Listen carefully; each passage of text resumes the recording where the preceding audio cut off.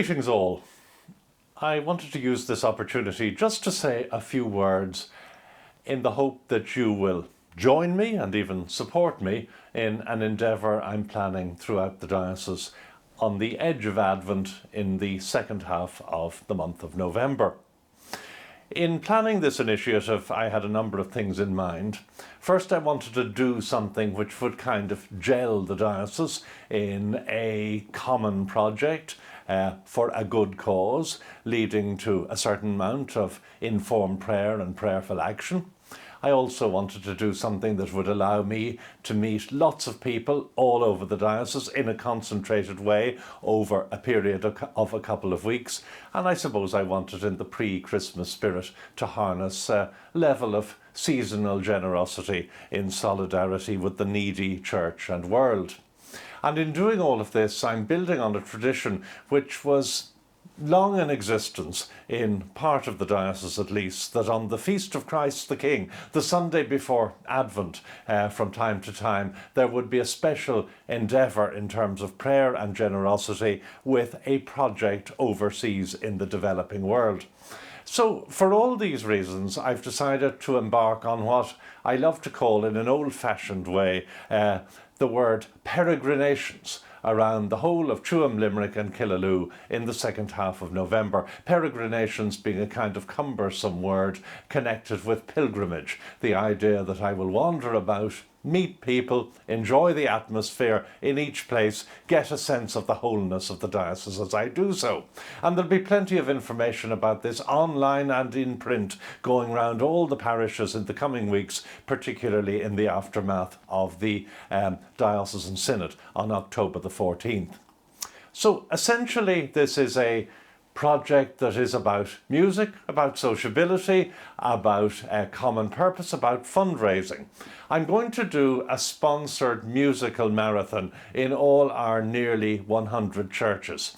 This, of course, fits in with another little interest of mine, which is getting the opportunity to play every organ, keyboard, harmonium, piano, or whatever in every place. So, and I'll be accompanied in lots of this by our Diocesan Communications Officer, Stephen Fletcher. I'm going to visit according to a strict timetable, which will be circulated to you soon, and it will be a strict timetable because I want, if people are kind enough to meet me in the various places, that they'll know it will be reliably punctual. Of course, if people want to travel round with me a bit, apart from going to their own particular place, that would be very welcome too. But what I'm going to do is, in every place, apart from talking a little bit about the projects we're supporting, I'll come back to that in a minute, we're going to have a sponsored hymn sing. And the hymn we're going to sing is the rumbustious hymn, Christ is the King, let fens rejoice, suitable for the Feast of Christ the King, suitable for an effort in which we're trying to light lamps in a new way and give hope in dark places in the world. And it's a hymn full of hope and joy, which indeed was sung at my ordination as a deacon many years ago, and its words have rather lived with me and inspired me since. It was written by a famous English bishop called George Bell in the middle of the last century. So I'm going to come round to every place at a particular time, on a particular day, asking you to join me in fundraising and hymn singing and sociability. And the projects we will be raising money for, and we'll be doing it in collaboration with the Bishop's Appeal, which is the Church of Ireland's World Development Programme. We're going to work with two of their own partners, Mothers Union, well known to many, and the organisation Feed the Minds, to support two projects, one in Madagascar, one in Burundi, concerned with the empowerment of women through literacy. And this to me is really important in terms of strategic development. There are many parts of the world in which women don't have the opportunities for education that females take for granted here. We know when we invest in the education of women, it's hugely effective in terms of how they transmit what they have learned to their wider family. We also are choosing projects which will, through empowering women to stand up for themselves, even to engage in a measure of entrepreneurship, they will also help to diminish gender-based prejudice and violence, and the projects will have an environmental aspect too.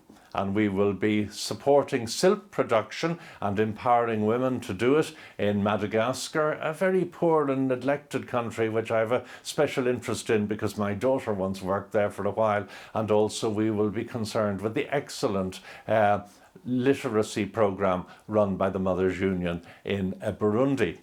So I hope before I come, or on the Feast of Christ the King itself, people will make a special effort to practice the hymn, to learn a bit more from the other literature available about the project, and perhaps to engage in some appropriate fundraising effort so that what has been raised can be handed to me when I come for transmission onwards to the projects via the Bishop's Appeal. And we hope that young people and children will be involved too, and we will try to connect it in some ways through the schools in the diocese. So we think about education, empowerment, and world development, in my experience, is all about education, education, education. So please, when the literature is distributed, note when I'll be coming to you, try to join me, come along and sing, raise some money for good causes, harness the seasonal spirit, and bind our diocese together in a common purpose and a project concerned with common action, so that as we head for Christmas, Tuam, Limerick and Killaloe will truly be one joyful singing family united in one project. And I look forward to meeting lots of you. It'll be a unique opportunity for me to bind the diocese together, and I'd love you to be with me as we try to sing merrily and light new lamps for the good of the world.